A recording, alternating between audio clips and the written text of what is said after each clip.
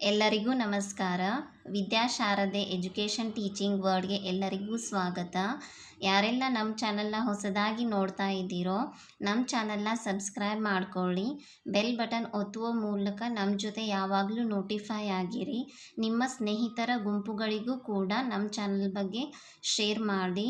ಈ ವಿಡಿಯೋ ಇಷ್ಟ ಆದರೆ ಲೈಕ್ ಮಾಡಿ ಮತ್ತು ನಿಮ್ಮ ಏನೇ ಅನಿಸಿಕೆ ಇದ್ದರೂ ಕೂಡ ಕಮೆಂಟ್ಸ್ ಮೂಲಕ ತಿಳಿಸಿ. ನಿನ್ನೆ ಕ್ಲಾಸಿನಲ್ಲಿ ನಾನು 50 ವಿರುದ್ಧಾರ್ಥಕ ಪದಗಳನ್ನು ಚರ್ಚಿಸಿದ್ದೀನಿ. ಅದು ಪಾರ್ಟ್ 1 ಆಗಿರುತ್ತೆ. ಇದು ಪಾರ್ಟ್ 2. ಇವತ್ತು ನಾನು 60 ವಿರುದ್ಧಾರ್ಥಕ ಪದಗಳನ್ನು ಚರ್ಚಿಸ್ತಾ ಇದ್ದೀನಿ. ಎಲ್ಲರೂ ವಿಡಿಯೋವನ್ನು ಸ್ಕಿಪ್ ಮಾಡದೆ ಕೊನೆವರೆಗೂ ನೋಡಿ. ತುಂಬ ಇಂಪಾರ್ಟೆಂಟ್ ಉದಾಹರಣೆಗಳನ್ನು ನಾನು ತೆಗೆದುಕೊಂಡಿದ್ದೀನಿ. ಸೊ ಎಲ್ಲರೂ ವಿಡಿಯೋವನ್ನು ಕೊನೆವರೆಗೂ ನೋಡಿ ಮತ್ತು ನಿಮ್ಮ ಸ್ವಂತ ನೋಟ್ಸ್ ಮಾಡ್ತಾ ವಿಡಿಯೋವನ್ನು ನೋಡಿ. ತುಂಬ ಟೈಮ್ ಏನು ಹಿಡಿಯಲ್ಲ. ಸೊ ಜಸ್ಟ್ 60 ಉದಾಹರಣೆಗಳು ನೀವು ನೋಟ್ಸ್ ಮಾಡ್ತಾ ವಿಡಿಯೋವನ್ನು ನೋಡಿದರೆ ನಿಮಗೆ ತುಂಬ ಯೂಸ್ಫುಲ್ ಆಗುತ್ತೆ. ಎಕ್ಸಾಮ್ ಟೈಮ್ನಲ್ಲಿ ಜಸ್ಟ್ ನೀವು ಒಂದು ಸಲ ಓದ್ಕೊಂಡು ಹೋದರೂ ಕೂಡ ಯೂಸ್ ಆಗುತ್ತೆ. ಸೊ ನೋಟ್ಸ್ ಮಾಡಿಕೊಂಡು ವಿಡಿಯೋವನ್ನು ನೋಡಿ. ಈಗ ಉದಾಹರಣೆಗಳನ್ನು ಚರ್ಚಿಸೋಣ. ಮೊದಲನೇ ಉದಾಹರಣೆ ತಾಳ್ಮೆ. ತಾಳ್ಮೆ ಇದರ ವಿರುದ್ಧಾರ್ಥಕ ಪದ ದುಡುಕು. ಗುಣ ಇದರ ವಿರುದ್ಧಾರ್ಥಕ ಪದ ನಿರ್ಗುಣ. ಗಣಿತ ಅಗಣಿತ. ಸಹಿತ ರಹಿತ. ಗಂಧ ಇದರ ವಿರುದ್ಧಾರ್ಥಕ ಪದ ದುರ್ಗಂಧ. ಉಪಕಾರಿ ಅಪಕಾರಿ. ಉಚ್ಚ ನೀಚ. ಇಹ ಪರ. ಸಾಧು ಕ್ರೂರ. ಕೃತಕ ನೈಸರ್ಗಿಕ. ಆಡ್ಯ ಅನಾಡ್ಯ. ವಿಜ್ಞಾಪನೆ ಆಜ್ಞಾಪನೆ. ಅರ್ಹ ಅನರ್ಹ. ಅನ್ವಯ ಅನನ್ವಯ. ಅಕ್ಷಯ ಕ್ಷಯ. ನಿಮಗೆ ಎಕ್ಸಾಮ್ನಲ್ಲಿ ಕ್ಷಯ ಕೊಟ್ಟು ಅದರ ವಿರುದ್ಧಾರ್ಥಕ ಪದವನ್ನು ಕೂಡ ಕೇಳ್ಬೋದು. ಆಗ ನೀವು ಅಕ್ಷಯವನ್ನು ಚೂಸ್ ಮಾಡಬೇಕು. ನೀವು ಬರೀ ಈ ಸೈಡ್ ಬರೆದಿದ್ದು ಅರ್ಹ ಅನ್ವಯ ಇವಷ್ಟೇ ಕೊಡ್ತಾರಂತ ತಿಳ್ಕೊಬೇಡಿ. ಇವು ಅನರ್ಹ ಅನನ್ವಯ ಈ ರೀತಿಯೂ ಕೊಡ್ಬೋದು. ಆಗ ನೀವು ತುಂಬ ಈಸಿಯಾಗಿ ಆನ್ಸರ್ನ ಚೂಸ್ ಮಾಡಬೇಕಾಗುತ್ತೆ. ತುಂಬ ಕೇರ್ಫುಲ್ಲಾಗಿ ಆನ್ಸರ್ನ ಚೂಸ್ ಮಾಡಬೇಕು. ಶಕ್ತಿ ಅಶಕ್ತಿ ಅಥವಾ ನಿಶಕ್ತಿ. ಆಪ್ಷನ್ನಲ್ಲಿ ಯಾವುದಿರುತ್ತೋ ಅಶಕ್ತಿ ಅಥವಾ ನಿಶಕ್ತಿ ಎರಡರಲ್ಲಿ ಯಾವ ಆಪ್ಷನ್ ಇರುತ್ತೋ ಅದನ್ನು ನೀವು ಚೂಸ್ ಮಾಡಬೇಕು. ತ್ಯಾಗ ಭೋಗ. ಕವಿ ಇದರ ವಿರುದ್ಧಾರ್ಥಕ ಪದ ಕವಯಿತ್ರಿ. ಅತಿವೃಷ್ಟಿ ಅನಾವೃಷ್ಟಿ. ಕೂಡಿಸು ಅಗಲಿಸು. ವಿಜೇತ ಪರಾಜಿತ. ಸನ್ನಡತೆ ದುರ್ನಡತೆ. ಸಭ್ಯ ಅಸಭ್ಯ. ಹೇರಳ ವಿರಳ. ಹಳಬ ಹೊಸಬ. ಹುಸಿ ದಿಟ. ಹೀಚು ಹಣ್ಣು. ಹೊಟ್ಟು ಕಾಳು. ಹುಟ್ಟು ಸಾವು. ನಾನು ನಿನ್ನಿನ ಎಕ್ಸಾಂಪಲ್ಲಿ ಕ್ಲಾಸ್ನಲ್ಲಿ ಒಂದು ಹೇಳಿದ್ದೆ, ಜನನ ಮರಣ. ಜನನಕ್ಕೆ ಮರಣ ಅಥವಾ ಮೃತ್ಯು ಆಗುತ್ತೆ.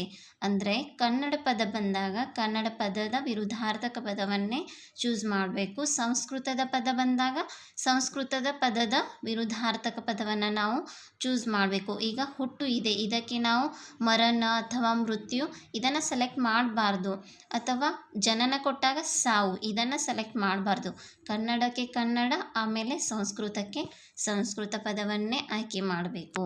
ಈಗ 30ನೇ ಉದಾಹರಣೆ. ಹೆಚ್ಚಾಗು ಕಡಿಮೆಯಾಗು. ಸ್ವಾಮಿ ಸೇವಕ. ಸ್ವರೂಪ ವಿರೂಪ. ವ್ಯಕ್ತ ಅವ್ಯಕ್ತ. 34. ಸಿಡುಕು ವಿನೋದ. ಸಫಲ ವಿಫಲ. ಸಂಯೋಗ ವಿಯೋಗ. ಸ್ವರ್ಗ ನರಕ. ಸಂದೇಹ ನಿಸ್ಸಂದೇಹ. ಬ್ರಹ್ಮಚಾರಿ ಸಂಸಾರಿ. ಸಂಕ್ಷೇಪಣೆ ವಿಸ್ತರಣೆ. ಸೃಷ್ಟಿ ಲಯ. ಈಗ 36. ಶುಷ್ಕ ಆರ್ದ್ರ, ಸ್ವಂತ ಅನ್ಯ, ಸಕಾಲ ಅಕಾಲ, ಸಾರ್ವತ್ರಿಕ ವೈಯಕ್ತಿಕ, ಸುಶಿಕ್ಷಿತ ಅಶಿಕ್ಷಿತ, ಸಖ್ಯ ಅಸಖ್ಯ. 42 ಶತ್ರು ಮಿತ್ರ, ಶೈತ್ಯ ಶಾಖ, ಶಾಶ್ವತ ನಶ್ವರ, ಪ್ರಗತಿ ವಿಗತಿ, ವೇಶ್ಯೆ ಪತಿವ್ರತೆ, ವಕ್ರ ನೇರ, ವೈಚಾರಿಕ ಅವೈಚಾರಿಕ, ವಿಶಾಲ ಸಂಕುಚಿತ, ವಿರಾಗ ಅನುರಾಗ, ವಾಸ್ತವ ಅವಾಸ್ತವ, ವಾತ್ಸಲ್ಯ ಅಸೂಯೆ, ವಂಚನೆ ನಿರ್ವಂಚನೆ, ವರ ಶಾಪ. ಆಪ್ಷನಲ್ಲಿ ನೋಡಬೇಕು. ವರ ಅಂತ ಇದ್ದಾಗ ವಧು ಇದು ಕೂಡ ಆಗುತ್ತೆ.